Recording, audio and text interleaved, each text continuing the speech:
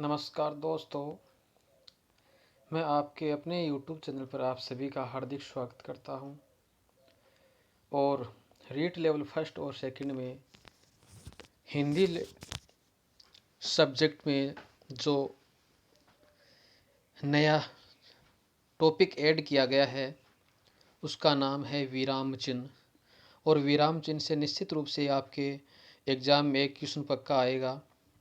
तो विराम चिन्ह के बारे में अध्ययन करने जा रहे हैं, तो वीडियो को एंड तक ज़रूर देखें। और जो वीडियो पर यूट्यूब चैनल पर पहली बार जुड़े हैं उनसे निवेदन है कि मेरे यूट्यूब चैनल को सब्सक्राइब कर ले। तो शुरू करते हैं आज का सेशन, जिसका नाम है विराम चिन्ह। विराम चिन्ह, विराम का शाब्दिक अर्थ है ठहराव या रुकना। ठहराव या रुकना किसी भी भाषा को बोलते, पढ़ते या लिखते समय या किसी कथन को समझाने के लिए अथवा शब्दों को स्पष्ट करने के लिए वाक्यों के बीच में या अंत में थोड़ा रुकना होता है। और इसी रुकावट का संकेत देने वाले चिन्ह, जो लिखित चिन्ह होते हैं, उसी को क्या बोलते हैं? विराम चिन्ह कहते हैं।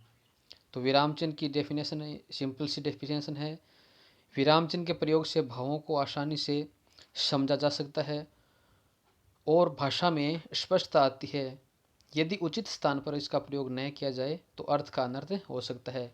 तो ये वीडियो आपके लिए बहुत ही लाभदायक साबित होगा, क्योंकि ये जो आपके लिए ये जो सब्जेक्ट चयन किया गया है, ये है जो एनसीईआरटी की बुक है उसी से लिया गया है। एनसीईआरटी की बुक लगती है नाइन्थ 10th और 11th 12th में, उसी का ये आपके सामने उसी से लिया गया ये चिन्ह है। विराम चिन्हों का जो संग्रहण किया गया है, तो इसको ध्यान से देखेंगे कि जैसे कोई शब्द है रोको मत जाने दो, यानी रोको के बाद में अर्ध विराम चिन्ह का चिन्ह लगा हो तो रोको मत जाने दो, इसका अर्थ क्या हुआ? यानी उसको रोकना है, जाने नहीं देना है। जबकि यदि नेक्स्ट रोको मत जाने दो का उपयोग करेंगे, यानी मत के बाद में यदि अर्ध विराम लगाएंगे तो इसका अर्थ होता है रोको मत जाने दो, यानी उसको रोकना नहीं है, जाने दो।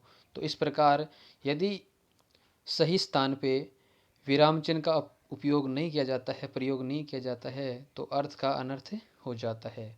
तो हिंदी में कई तरह के विराम चिन्ह का प्रयोग किया जाता है, विस्तार से चर्चा करेंगे। जो भी एनसीईआरटी की बुक में जो जितने भी चिन्ह हैं ये आपके सामने हैं। पहला है प्रमुख विराम चिन्ह में जो एक तो है पूर्ण विराम। तो पूर्ण विराम एक खड़ी रेखा के द्वारा प्रदर्शित किया जाता है। और अर्ध विराम क्या होता है? जो कोमा है उसके ऊपर एक बिंदु लगा दिया जाता है, तो उसको अर्ध विराम कहते हैं। अल्प विराम क्या होता है? जो इंग्लिश में कोमा द्वारा व्यक्त किया जाता है, उसी को हिंदी में अल्प विराम कहा जाता है। प्रश्नवाचक चिन्ह का पता ही है, किसी क्या, क्यों, कब, कैसे वाले क्वेश्चन जो प्रश्न होते हैं उसके आगे जो इस तरह का चिन्ह लगा होता है, उसी को प्रश्नवाचक चिन्ह कहा जाता है। और विस्मयादि बोधक चिन्ह किसे कहते हैं? विस्मयादि बोधक चिन्ह किसे कहते हैं? एक खड़ी रेखा, इसके नीचे एक बिंदु सा लगा देते हैं, इसे विस्मयादि बोधक सूचक कहते हैं। इसे संबोधन भी कहा जाता है, इसे संबोधन सूचक भी कहा जाता है। नेक्स्ट है योजक चिन्ह। योजक चिन्ह इस तरह लाइन खींचते हैं, एक उसको योजक चिन्ह कहा जाता है। एक होता है निर्देशक चिन्ह। निर्देशक लाइन को थोड़ी लंबी खींचते हैं तो इसको बोलते हैं निर्देशक चिन्ह। नेक्स्ट बात करते हैं उद्धरण चिन्ह, उद्धरण चिन्ह किसे कहते हैं? इन्वर्टेड कॉमा में जो इंग्लिश में इन्वर्टेड कॉमा होता है, सेम वही हिंदी में उद्धरण चिन्ह के द्वारा प्रदर्शित की जाती है। उद्धरण चिन्ह दो प्रकार के होते हैं, एक तो एकल उद्धरण चिन्ह, एक है युगल। एकल में सिंगल इन्वर्टेड कॉमा होती है, जबकि युगल में डबल इन्वर्टेड कॉमा में लिखा जाता है इस प्रकार। और विवरण चिन्ह, विवरण चिन्ह क्या होता है? इस प्रकार दो बिंदु के और एक इस प्रकार लाइन खींचते हैं तो इसको बोलते हैं विवरण चिन्ह। कोष्टक, कोष्टक इस प्रकार तीन प्रकार के होते हैं, एक तो ये छोटा कोष्टक, और एक होता है मंझला कोष्टक इस प्रकार, एक होता है बड़ा कोष्टक इस प्रकार। उसके बाद में त्रुटिपूर्वक चिन्ह है या हंस पद जिसको बोलते हैं। जब हम लिखते हैं तो उसमें यदि कोई वर्ड या शब्द छूट जाता है तो इसको लिखने के लिए हंस पद का उपयोग करते हैं। हंस पद इस प्रकार उपयोग इस प्रकार लिखा जाता है। और नेक्स्ट है संक्षेप सूचक या लाघव चिन्ह। लाघव चिन्ह, जब हम किसी शब्द को शॉर्ट में उसको पूरा न लिख के एक अंक उसका या एक वर्ड या वर्ण लिख देते हैं, जैसे डॉक्टर है उसको क्या लिखते हैं, इस प्रकार लिख देते हैं डॉक्टर को, तो इसका मतलब ये चिन्ह लगाया है, इसका अर्थ होता है लाघव चिन्ह या शॉर्टकट में जिसको हम लिखते हैं किसी शब्द को। नेक्स्ट है, अब हम इसको विस्तार से पढ़ते हैं कि पूर्ण विराम होता क्या है। पूर्ण विराम किसे कहते हैं, यानी पूर्ण विराम का प्रयोग कब होता है? वाक्य पूरा होने पर किया जाता है। पूर्ण विराम का प्रयोग है वाक्य पूरा होने पर किया जाता है। जहाँ प्रश्न पूछा जाता है उसे छोड़कर हर प्रकार के वाक्यों के अंत में इसका प्रयोग किया जाता है। नेक्स्ट है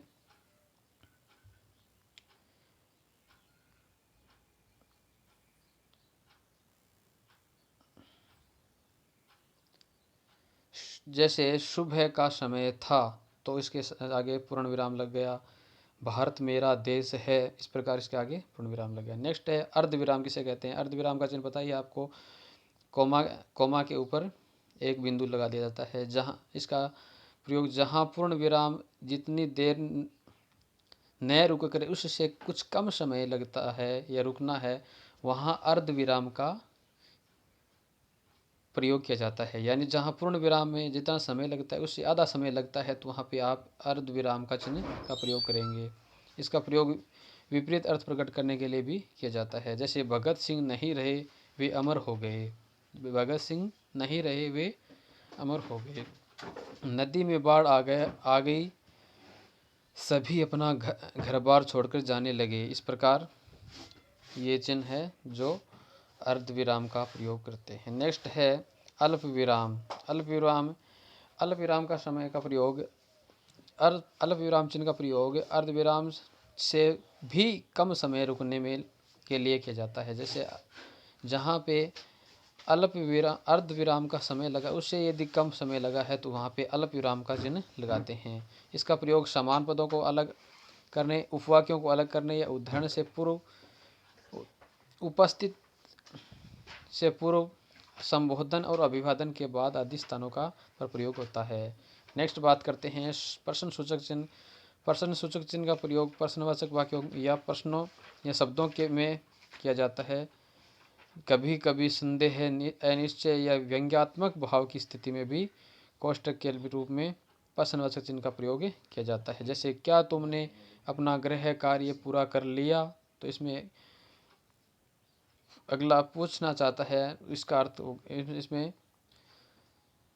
प्रश्नवाचक चिन्ह प्रश्न पूछ रहा है इससे लगता है तो यहाँ के आगे इसके आगे लास्ट में प्रश्नवाचक चिन्ह का प्रयोग करते हैं। तुम कब आओगे, इस प्रकार इसमें भी प्रश्नवाचक चिन्ह का प्रयोग करेंगे। नेक्स्ट है विस्मयादिबोधक। जब खुशी, हर्ष, घृणा, दुख, करुणा, दया, शोक, विस्मय आदि को प्रकट करने के लिए इस चिन्ह का प्रयोग किया जाता है। संबोधन के बाद भी इसी का प्रयोग किया जाता है। जैसे वाह है कितना सुंदर पक्षी है, खुशी के लिए हो गया। इसी पर अरे तुम आ गए, तो ये आश्चर्य का तो इसमें भी विस्मयादिबोधक चिन्ह लगेगा। ओह तुम्हारे साथ तो बहुत बुरा हुआ, इस प्रकार ये दुख के लिए भी विस्मयादिबोधक चिन्ह का प्रयोग किया जाएगा। नेक्स्ट है योजक चिन्ह।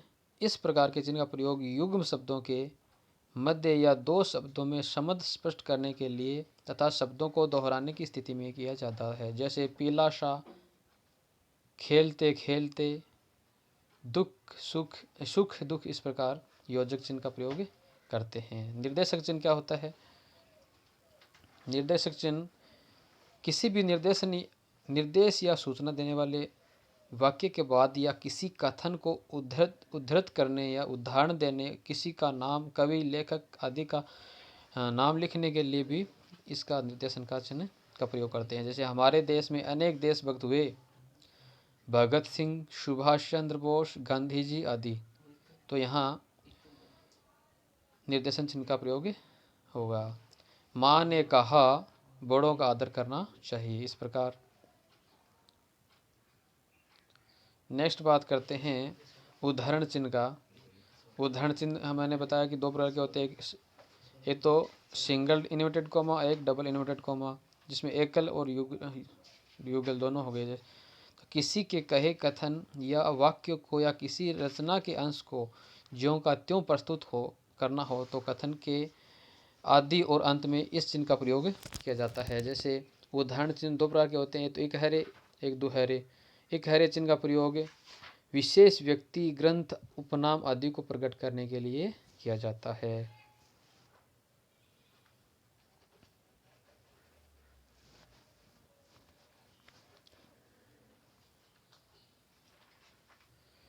जबकि किसी कही बात को ज्यों की त्यों लिखा जाए तो दोहरे उदाहरण चिन्ह का प्रयोग करते हैं।